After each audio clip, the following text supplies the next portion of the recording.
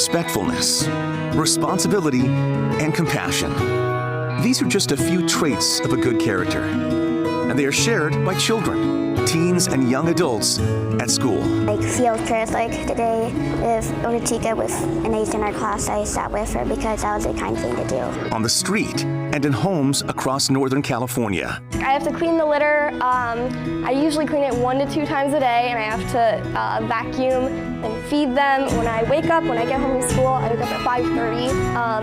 And when I have bottle babies, I gotta do it in the middle of the night. Tonight, in a special KCRA3 presentation of Project Community, service, support, and comfort. Kids helping California's communities. Thank you for joining us this evening. I'm Vicki Gonzalez. They are all around us, young community champions working to make the world a better place. Tonight, we spotlight some of the programs and acts uniting our community, starting with Rockland Elementary's Kindness Club. Not so fast. Story time takes a different meaning on this particular afternoon at Rockland Elementary. I really wondered who was gonna be in it, and I wondered what we would do. My mom got it on an email. She thought it would be nice if I joined because there are a bunch of little kids, and she wanted me to like lead the group or be a role model. This is the Rockland Elementary Kindness Club. We have read books about kindness, we have, and we would do a project based on kindness. The brainchild of Jacqueline Galika. I actually got inspiration from a friend of mine that I used to work with in a different district that started one. She told me all about it, so I decided to pitch it to Amanda, and she loved the idea, so we went for it. It's been very popular, and again, kindergartners through grade 6 kids participate in this club. Kids like Richard Lee and Mia Ferguson join to be ambassadors of kindness. But it's not just a club. The idea is for kids to see what kindness means and bring that outside these 4 walls. Before they participate, they have a conversation and a discussion about what kindness is and what it looks like through our campus. And that means taking what they read about here and applying it to other kids who are not in the club. We've talked about when people are not that happy, they have this bucket, imaginary bucket above their head. When they're happy, they have a few drops coming in their bucket. When they're not that happy, their bucket spills a few drops. If they're lonely, yeah.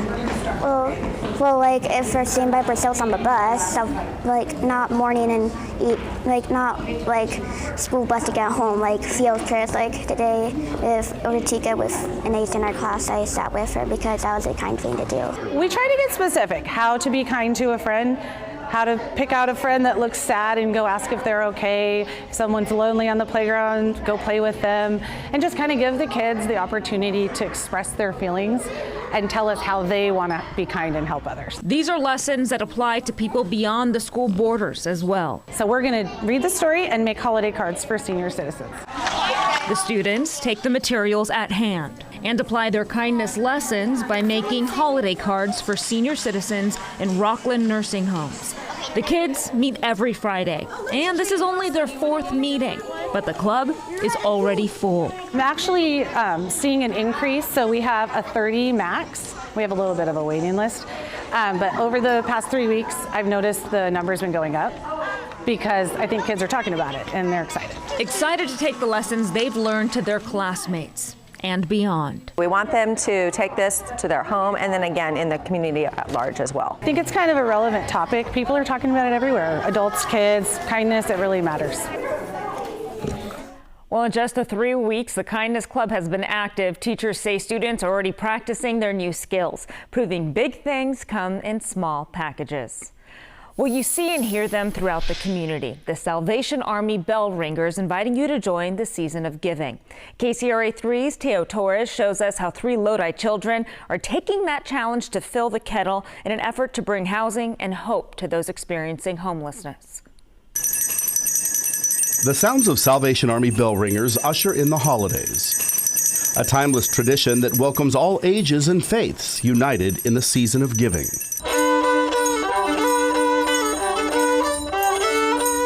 This day, the bells are joined by the soulful playing of a violin, 11-year-old Elliot Kramer's strings, inviting passers-by to give so that others may receive.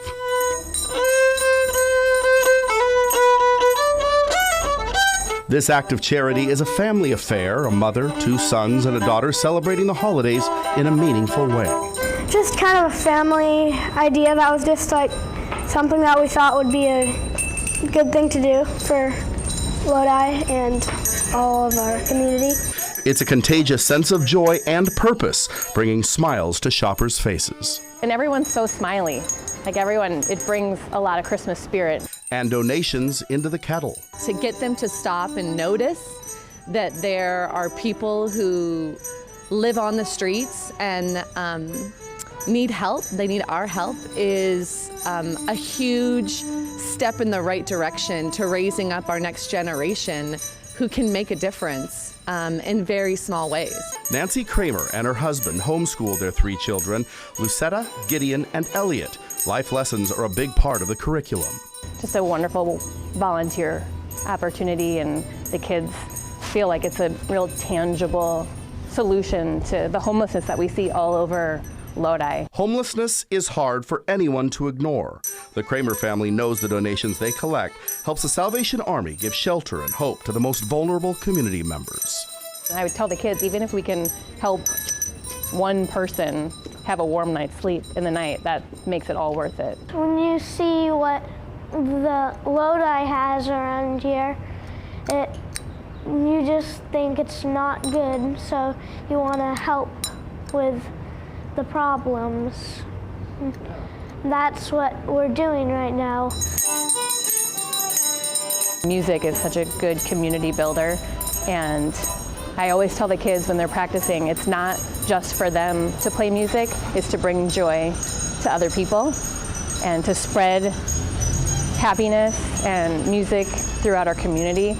To be doing this and then making money for such a good cause is just the icing on the cake of something wonderful. 3 children and their mother leading by example, hoping to bring light to those in need. Teo Torres, KCRA 3 News. Elliot told us he will always remember the time he was playing his violin and 2 homeless people dropped off some change in his violin case. Moments that motivate him and his family to keep giving back to their community. Social media links friends and family, but for some children and teens, it has opened a gateway for bullying and anxiety. KCRA 3's Melinda Meza takes us to Byron, where teens are helping others delete the negativity online.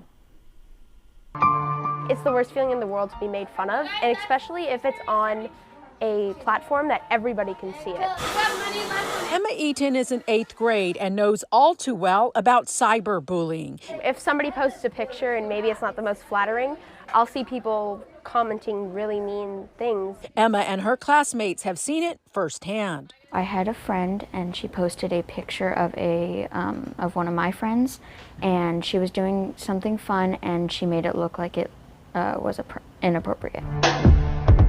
An inappropriate comment, video, or photographs can go viral, and the negative fallout can last a lifetime depending on the content. But there's a group who's helping kids navigate the negative. It's called #ICanHelp. My kind of people. The group formed about 6 years ago at Excelsior Middle School in Byron, when someone made a fake Facebook page about a teacher, and then someone created a page called Ugly Girls at School. Students took their concerns to leadership teacher Kim Carr, and she taught those students that they had the power to create change. They're not our future, they're our right now. Because this is the generation that they were born in technology, and we're having so many issues with technology of people being rude, they're shaming people, they're doing all these rude, inappropriate things online, and so we don't need their help in the future, we need their help right now. Especially on social media, there really wasn't a handbook that... #ICanHelp has partnered with Facebook, Twitter, Instagram, and other sites to be able to remove inappropriate posts and pages fast. Students helped shut down a page called T-Page just last week in Elk Grove. Then they were actually sharing full name students and then really giving a really mean, inappropriate things like anything from sexual favors to fights were happening. There's plenty of people my age who use social media. Elliot Lindell says #ICanHelp is well known at Excelsior School. He thinks it's made it cool for kids to promote responsible social media. But I think it's really the kids that can transfer the message and keep people positive on social media. Kids are the ones leading. Reyes Gauna is the superintendent in Byron. He says students' social and emotional needs must be a priority. It helps them understand the importance of being safe, what is appropriate, what's not appropriate, when we need to ask for help. But it's more than that. What I Can Help did for us, they also provide an opportunity to do an assembly for our parents. Gauna advises parents to know how to use apps and to know what to look for. I've learned a lot from I Can Help, how to stay safe and be smart and spread the positivity and not be as negative on social media. The group advises students to continue creating positivity. And speak up when something is going wrong. They have the power to do this, and we need to show them that they have the control, because that's when they can take the action and they can use digital for good and help. Kids helping kids. People have to have that place to go to find the right thing to do. In Byron, Melinda Meza. I feel like it's going to make a bigger difference than it is now, but it's making a huge difference already. KCRA 3 News. Students from a number of schools across the valley are using hashtag I Can Help guidelines. If you know someone who needs social media guidance, just go to hashtag I Can Help.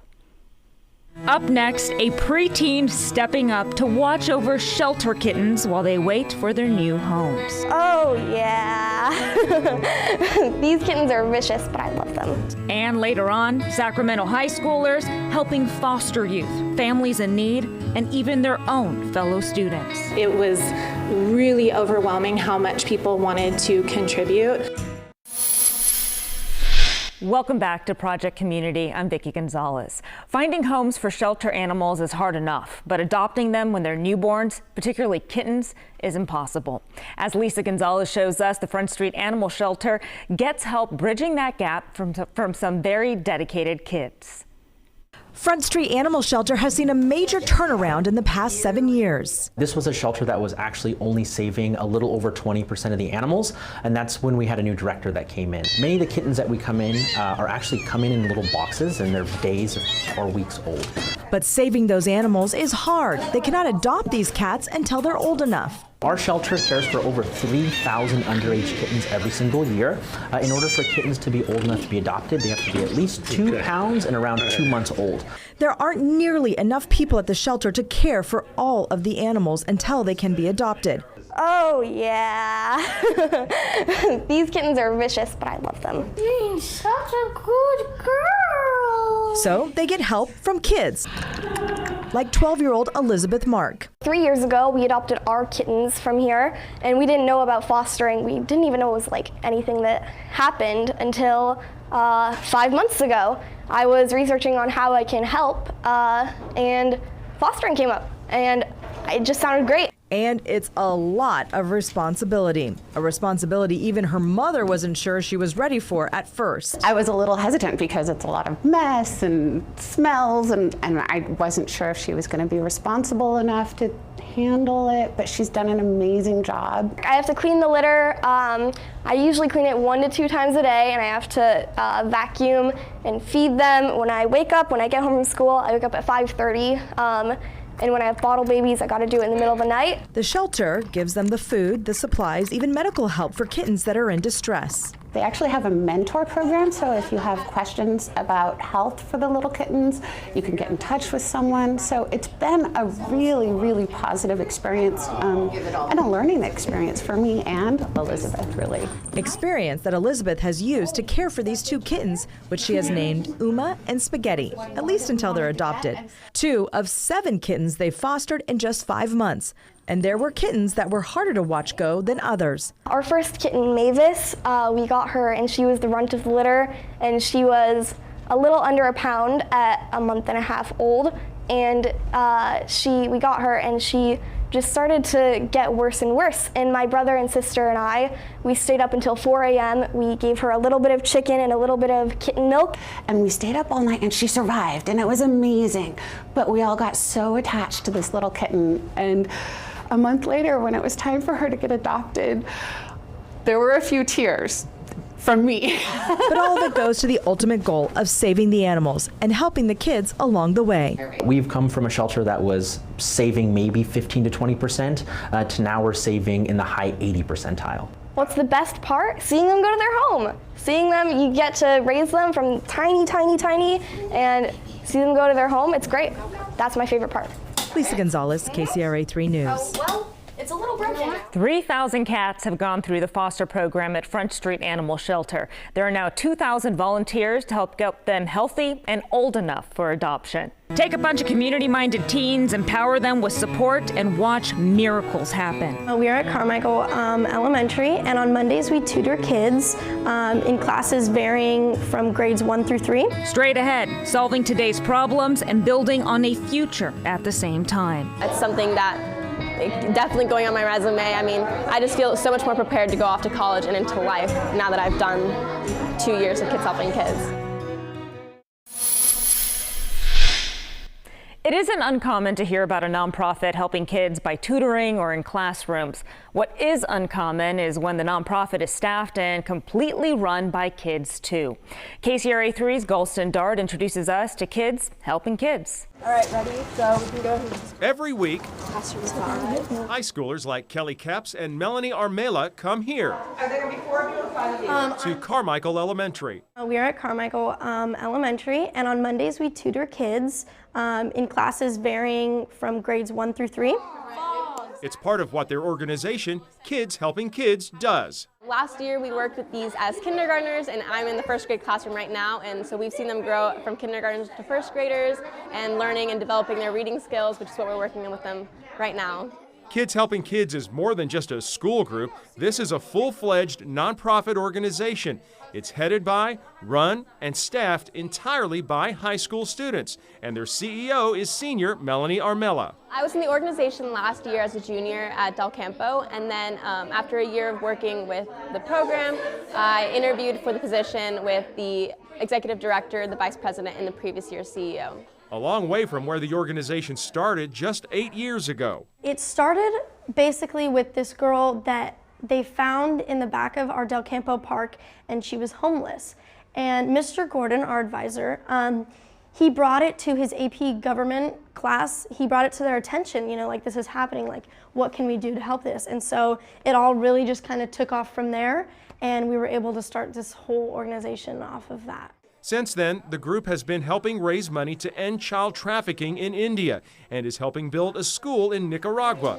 That's cool. All while being involved here at Carmichael Elementary. Definitely, yeah, we can see it in test scores, things like that, the measurable impact that we're making. And every year we try to do more. This year we're incorporating a greater impact on our gardens project outside, and then we're even creating a farmer's market for the students to work on. This year, Kids Helping Kids has 26 students involved in tutoring, pitching to corporate sponsors, and fundraising. Skills that give back to their community, but also skills to excel later in life. As I was hearing all these things and all these things that you learn from it and the things you are capable of doing as just high school students, I knew that like this was a once in a lifetime opportunity, because it is, because we're the only Kids Helping Kids in operation in the whole world right now. It's something that definitely going on my resume. I mean, I just feel so much more prepared to go off to college and into life now that I've done 2 years of Kids Helping Kids. Galston Dart, KCRA 3 News. On top of tutoring, the kids harvested vegetables from their community garden and just this week held a farmer's market, selling the fruits and vegetables they raised at school with the high schoolers from Kids Helping Kids. Coming up, Rockland students and teachers find a need within their own campus and do the right thing. We contact our registrar and we see really do we have homeless kids, foster kids, kids that really need. We talk to teachers on campus. Do they notice that there's some students that maybe need some outfits that are wearing the same thing, or struggling to have lunches and so forth. Holidays can be tough if you don't even have your basic daily needs. And there are students in schools who don't have those things every day. But KCRA 3's Brian Heap explains a set of Rockland school students and teachers stepped up to make a difference in some of those students' lives. This is more than just a door, and it's what's behind it that's important. What's inside came from this, a giving tree at Whitney High School. But students weren't gathering items just for their community. They were gathering them for their fellow students. We contact our registrar and we see really do we have homeless kids, foster kids, kids that really need. We talk to teachers on campus. Do they notice that there's some students that maybe need some outfits that are wearing the same thing, or struggling to have lunches and so forth. The tree has helped as many as 20 or more students in years past, but this year they had help from social media and this group of women. It's kind of crazy to think that there's people who we're walking around with every day that don't have just little things like a toothbrush or just like everyday clothes. And yeah, so it was really surprising to see how much how lucky we are. I'm so shocked and that we are so fortunate, and then to see kids that but may not know their story, and that you get to help them and give what you have to them and kind of help them out is so nice. The soccer team helped get the word out, along with parents and this post on Facebook. And suddenly, I was overwhelmed. The room was full. We can't show you the clothes so that the kids don't know who needed help from the Giving Tree, but gift cards, toiletries, and more than they've ever gotten before. We did get some donations just from the Whitney community, but it's mostly Whitney students and families, and I couldn't believe it. It was really overwhelming how much people wanted to contribute. And instead of a few clothes for 20 kids, they have enough to clothe, help, and give toiletries for 60 or more. They're coming in, they're getting stuff, they are going through. A lot of them are shocked, are overwhelmed. They feel very appreciative, and they just like being noticed, and they like feeling that we care about them. All from the generosity of students helping the people in their own school community. In Rockland, Brian Heap, KCRA 3 News. Whitney has also gotten help from corporate sponsors, some of whom saw how successful the program was. They started giving to schools throughout the area. Thank you for joining us on Project Community. It has been our honor this year to spotlight the people, organizations, and agencies working to unite and uplift our communities. Good night.